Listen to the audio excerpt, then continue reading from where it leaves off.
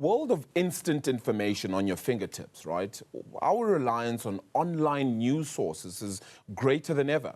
But as the digital landscape expands, so does a worrying trend. That's the proliferation of unregistered as well as non-credible online news websites. These platforms often operate with little to no oversight and can spread misinformation and erode public trust in journalism. Let's discuss this critical issue then with Lister Namumba from Media Monitoring Africa. Lister, thank you so much for the time then, really appreciate it. One could look at so many examples where you see videos that were taken by certain journalists or by certain media platforms then which are registered, and then somebody else just goes on and takes those videos and makes them their own and defines them as their own news source then. And some may say that's part of the reason why you see so many having watermarks on them too. The scale of the problem seems a lot bigger now because of data and information being readily available. That's true, Aravile, and thank you so much for having me. So among the problems that presents is that you've already mentioned the eroding of trust in media. But also we see that these are avenues for spreading mis and disinformation, because many of these sites, like you said, are not registered, but are also not credible.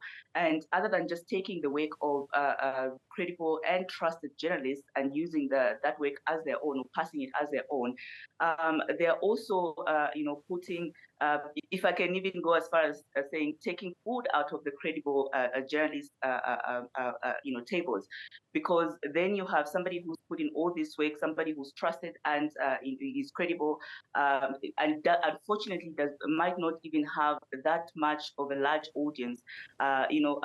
Just the work not being given its due credit. The other problem, though, that we are and that we should be worried about is the mis and disinformation. Because of the lack of credibility of these news sites and the fact that they are not registered, it's even very difficult to hold them accountable. And we all know the impact of mis and disinformation on our society, Yeah. and even just how it impacts trust in public institutions, our democratic institutions, but also the media. This is exactly what I wanted to speak about, is misinformation and disinformation being such a key part of the conversations that are happening now as well.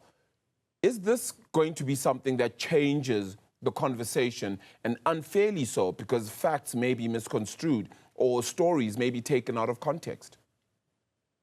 Yes, and unfortunately, it's going to get worse because we do see a lot of these sites, coming out or becoming more active during election periods or during periods of heightened, crisis even.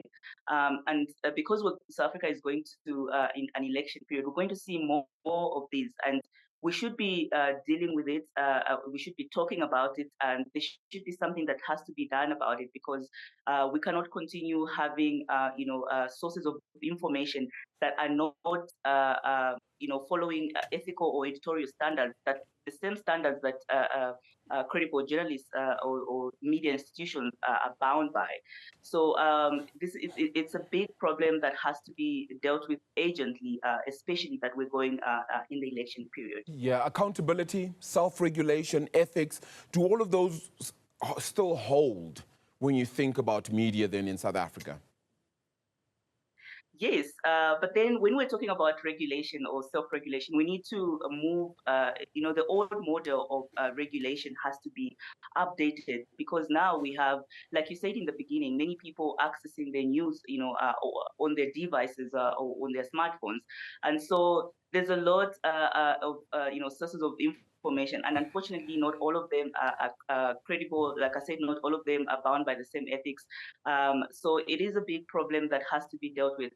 Thankfully, it's not all doom and gloom. There are efforts that are being done about it, especially to safeguard the work of credible media institutions and journalists, and also to ensure that the public knows that the information that they're accessing from this particular website might not be credible. And here I'm talking about one initiative that Media Monitoring Africa has been implementing for years, and this is a no news website. no news initiative. So this is basically just equipping members of the public with a tool that will, if they have it on their device, is able to guide them as to whether the site that they're accessing the information from is credible or might not be credible, just so that people know that they need to proceed with caution on a certain website. So it is not there are efforts that are being done to ensure that the members of the public are able to tell which site is credible and which one might not be credible. Yeah, I mean, let's talk about initiatives to support credible journalism then and protect the public from those unreliable sources. What could those be, and could we bring on a few more? Yes, so the no news tool or initiative that I've just talked about is one of the many.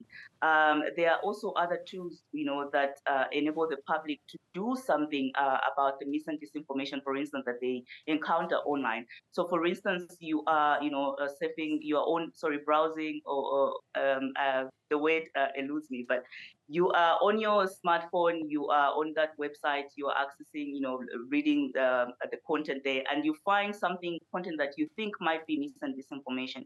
There is something that the public can do about it, and we are empowering the public through another initiative called Blue 411, where they can take that content, report it to that too, and then it's reviewed, and if it's deemed as such as being mis and disinformation, then it is flagged and something can be done about it. But my point is that we are in a state where anyone can just stand up, set up a website, start reporting, so to say, and spread mis and disinformation. Unfortunately, that is the case. But then we also have, on the other hand, initiatives that are being done to ensure that the public knows how to navigate the online space, but also to protect the work of the journalists, because already the media, is facing so many challenges. And mis and disinformation is just one of them. Unfortunately, mis and disinformation leads to, like we said, eroding of trust in the media. And if we have a public that does not trust the media, that is not only dangerous for journalists or media institutions, but also dangerous to even democracy, because we need a credible media. A democracy needs a credible media that thrives, without online harm such as mis and disinformation, and even threats against journalists, because that also leads to that. Lester, just very quickly then, warning signs, a few red flags that the public can use to distinguish from credible news sources from fraudulent ones.